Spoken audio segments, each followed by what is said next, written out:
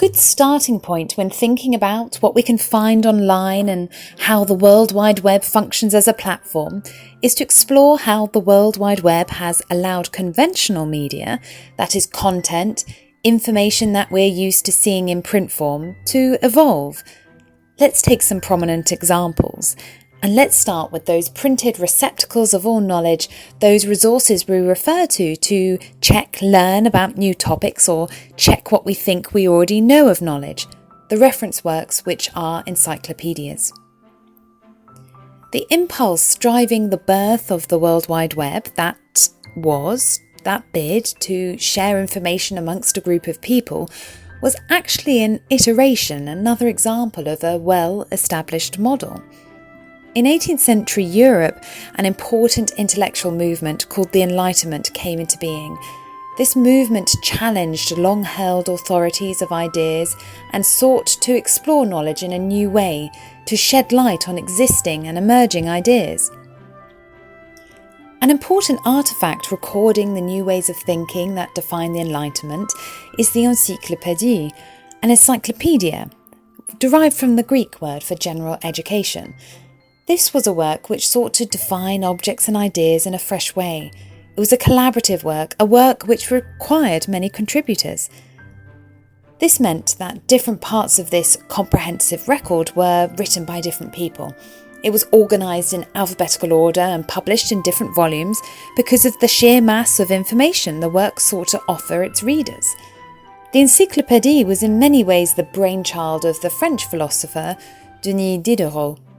In his contribution to the work and under the entry of Encyclopédie, he identified the purpose of an encyclopedia as to, in his words, to collect knowledge disseminated around the globe and to transmit it to those who will come after us.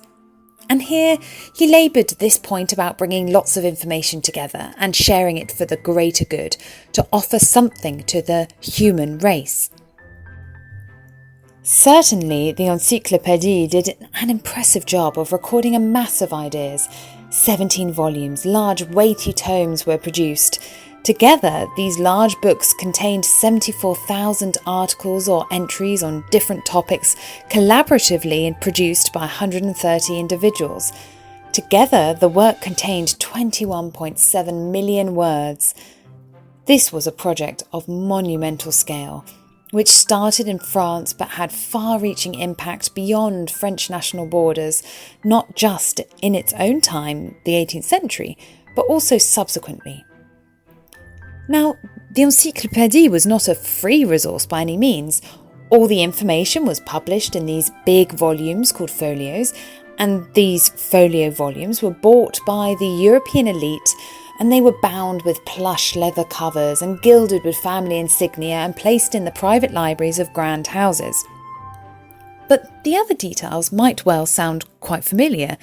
This impulse to collate and curate information in a comprehensive way and as comprehensively as possible and offer this to others. Let's fast forward a good 200 years and maybe you can think of a parallel in our digital world beyond the general impetus for the World Wide Web. Layered on top of a platform conceived as a way of sharing information between all four corners of the globe is the multilingual online encyclopedia created and maintained as an open collaboration project by a community of volunteer editors using a wiki-based editing system. This is, of course, Wikipedia. What is this wiki-based editing system they mention in their definition? Well, the wiki-based editing idea is really software accessed through a browser that allows multiple users to collaboratively produce some content or information with no one person owning that information. Wikipedia's tagline is the free encyclopedia. It is governed by what they call 5 pillars, and together these pillars outline a mission to maintain a free, non-partisan or editorially independent platform of content which is created, moderated and managed by a respectful community of contributors.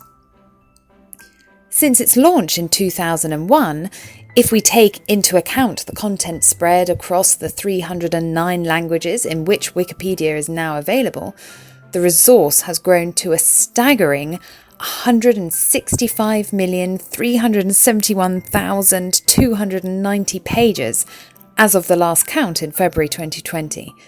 And this is the result of 1.5 billion user edits. So, how far has that platform and portal opened up for the use of anyone, anywhere, remained aligned to its founding purpose? Well, on first glances at the way in which a conventional medium and receptacle of information has come online, perhaps truer than its founding members could even have imagined. Diderot and the other contributors of the Encyclopédie would have been awestruck at the Wikipedia achievement. How awestruck would they have been on learning that Wikipedia is just one small slice of the World Wide Web pie? There are the sister platforms to Wikipedia, Wikibooks, Wikiquote, to name just a few of the sites which sit alongside Wikipedia within the Wikimedia project. How awestruck would they have been on finding a place where the level of information is so great that we are not entirely sure exactly how much is out there? But one thing is for certain, there is a lot.